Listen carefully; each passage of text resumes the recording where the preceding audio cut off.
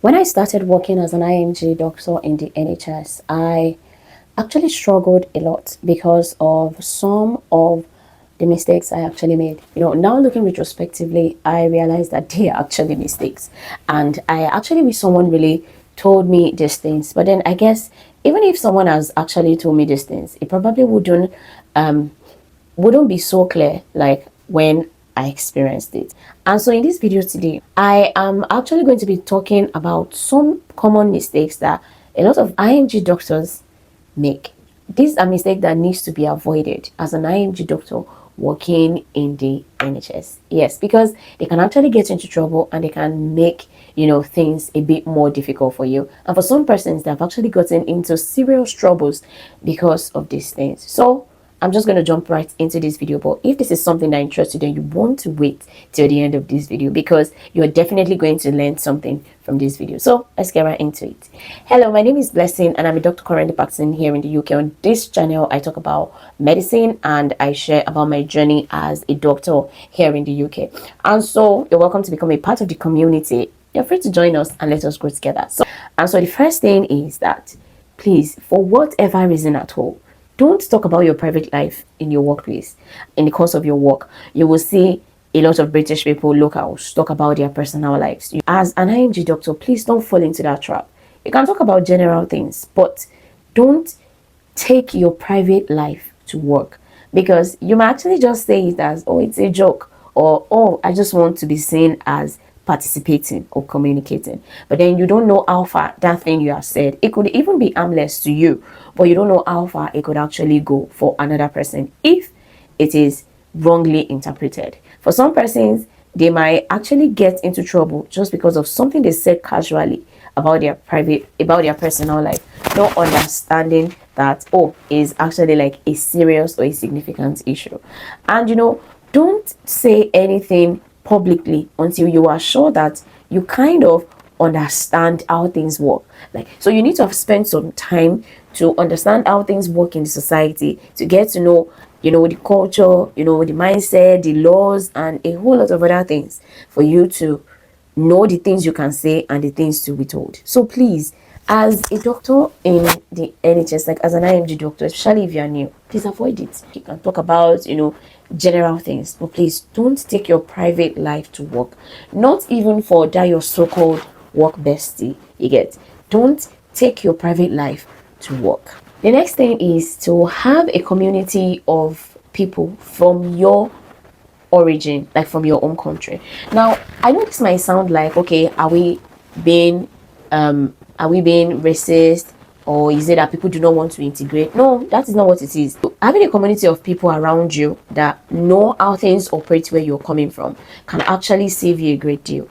It's usually better that you find yourself in that community. For some, on such communities, you will find out that, oh, some people have been here a little longer, some people are new, and there are different levels of support that will be available for you, especially as someone who is relatively new to the society. On such platforms, you can ask questions freely without being judged. You can get clarity about things. You can communicate and people will really understand you. You can be at home on such platforms and feel free to actually ask your questions, because this is very important, because you definitely need a place where you can ask questions in a way that people will understand you. You might be asking somebody about something and they could give you an answer, but that answer they have given you is just based on the situation you have described. But another person might give you a different opinion, because not just because of the story you have told them, not just because of what you have related to them about that event, but because they also kind of understand why you are thinking this way, or they can relate to the fact that, oh, this is how things are done in this place, and probably this person has brought that mentality, or this person is expecting that this thing should be done just like it used to be done in their home country. But somebody who has not lived in your home country will probably not have that information and will not be able to advise you or address that issue as clearly as someone who knows how things operate where you're coming from, someone who understands your culture, who understands your struggle, or somebody who has even been through the same experience that you are going through, or who has gone through the same situations that you are struggling with. So I actually say that is one of the best things you can do for yourself, and it's better that as early as possible to join such communities, it can be so helpful. Don't feel like, oh, I don't need a community here, oh, I'm just fine, and oh, I can get by myself, oh no, I'm a big girl, I can sort myself out, and this, no. This is not a place where you should come and do that. This is a place where you definitely need community, and sometimes it might actually require that you try to reconnect with even some old friends, some colleagues, old colleagues, and all of that, just to give you that support, especially in the early phase of your journey here. Then as you stay longer in society, you probably understand how things work. And so the next thing is, please don't tell your managers, your bosses, everything that is going on in your life. Yes, it's very important that your employer should understand some of the challenges that you may be having that could be impacting on your job, or that could be impacting on, on you as a person, that may, automatically affect your performance in terms of your work. And that is very important that you do that, especially if it's something that is significant. But then the fact that everyone keeps telling you, oh, there's support, feel free, if you're struggling with anything, feel free to actually speak up about it, there's support for you, we have this, we have that, please, before you go ahead and say everything, please ask questions. So just like I said, ask questions. Ask people who have gone through the system, people who have been in the system longer than you have been. Ask them what is even all right for you to talk about. You'll be surprised at some people's story, how some people have innocently opened up about some of their personal struggles, and then it ended up becoming a very big issue that affected their job, affected their life, and they never remained the same people. So I would say, before you get yourself into all of that trouble, all of that issue, please ask questions. There should be know what you should say and what you should keep to yourself. There are some challenges that you should resolve within yourself. You should try to sort out yourself. You should get support outside of your workplace to sort it out. You should get, your community outside of work should be helpful, to sort out that issue. It's not everything that you tell your employer. It's not every challenge you have.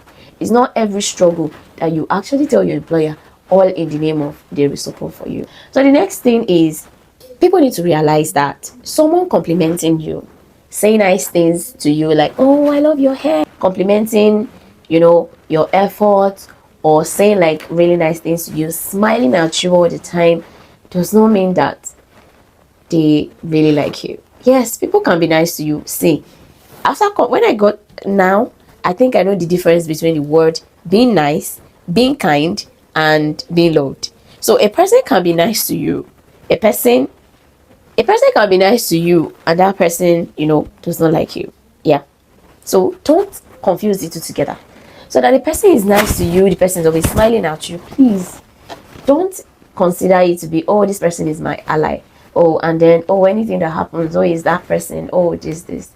I think, see, this is not me saying that you should not associate with people in your workplace. No, it's okay to have basic work relationship, be able to have relationship with people that makes it possible for you to be able to work with them, conveniently, comfortably, without any issues. Yes, be able to relate with people. People should not perceive you as somebody who is difficult to talk to, who is difficult to relate to. No, but at the same time, that someone is nice to you, that someone is complimenting you, especially as an IMG doctor, does not mean they like you. Because at the end of the day, this person that is liking, that is kind, or that is nice to you, can be a snitch.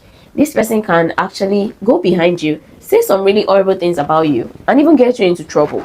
And sometimes, because of the whole work culture, a lot of people don't want to be perceived as being aggressive, or being unkind, or being unsupportive. So sometimes people actually put up a show, just to, make you feel like, oh, we support you and all of that. Know your boundaries. Just be careful as you go about your everyday job. Now, the next thing is, one thing I am learning, and I am still learning it, is that word of mouth is not enough.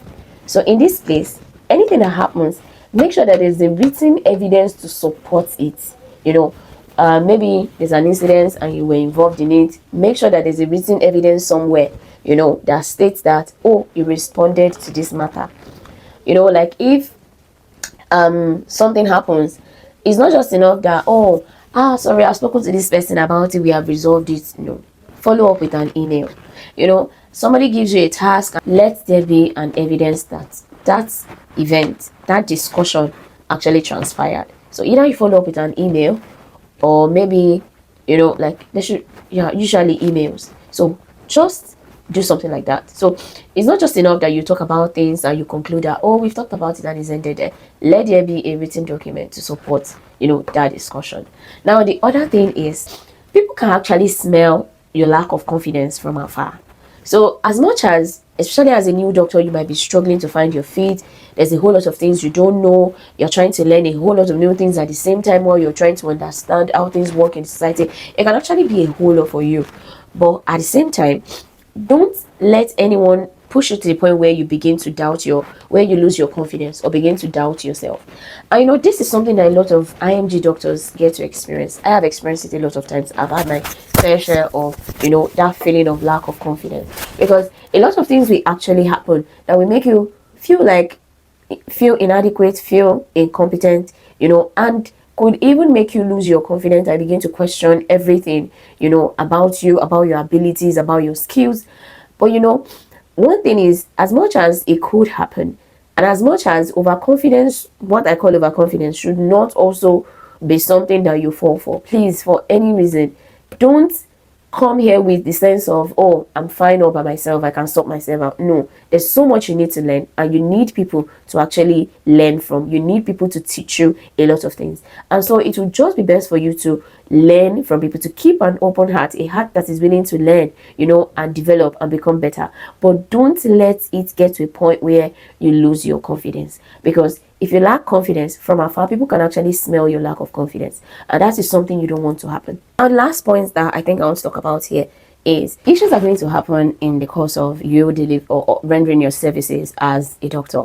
But then one thing that you need to learn is that when things happen, please don't assume that, oh, it's ended and everyone is fine and that is it. No.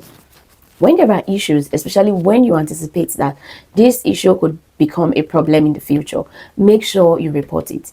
Anything that you feel someone else can actually report this, please don't assume, don't overlook it. Yes, because you might probably come from a society where, okay, you just feel like, oh, it's okay for people to have disagreements, for people not to agree, for some issues to happen in the workplace, and it's sorted out and everyone is fine. No, make sure you escalate anything that you feel could be an issue in the future, and make sure you do it first. Because by the time you wait to be summoned for, to respond to the query or to respond to, the issue on ground, when someone else has reported it, just know that you're likely going to be the wrong person in that case.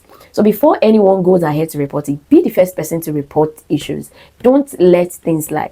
Be the first person to report, to escalate issues, especially ones that could become problems in the future. Escalate it as quickly as possible. Copy everyone that needs to be copied into the email, so that it will be clear that there was this issue and you have explained your own side of the story. And this is very important, because if you wait for another person to go and report that issue, you're not sure of the extent of things that the other person would have said. You're not going to be sure of the details that that person will be putting forth, especially if it is a non-IMG like you. So I'm just saying that as you go about your job, don't just go about it like so innocently. Some persons don't like you, and not just that some persons don't like you, there are some work cultures, work ethics that is already established in the system, and being IMG is not an excuse for you to be ignorant of how those things are done or should be done. So when there's an issue that you feel needs to be reported, be the first to escalate. Don't wait to be called to respond to the query. Be the one to actually report the issue. Okay, so I think that's the last thing I'm going to be saying, and this is definitely where I'm going to be ending this video. So peradventure you'll stumble on this video and any of this actually resonates with you, feel free to share your thoughts about it. Have you had similar experiences? How did you go? How did you go about resolving it? And just feel free to actually drop your thoughts in the comment section. I actually look forward to it. And yes, and so till I see you guys again in another video, take care. Don't forget to like, to comment, to share, and also subscribe to this channel. Until I see you, take care. Bye.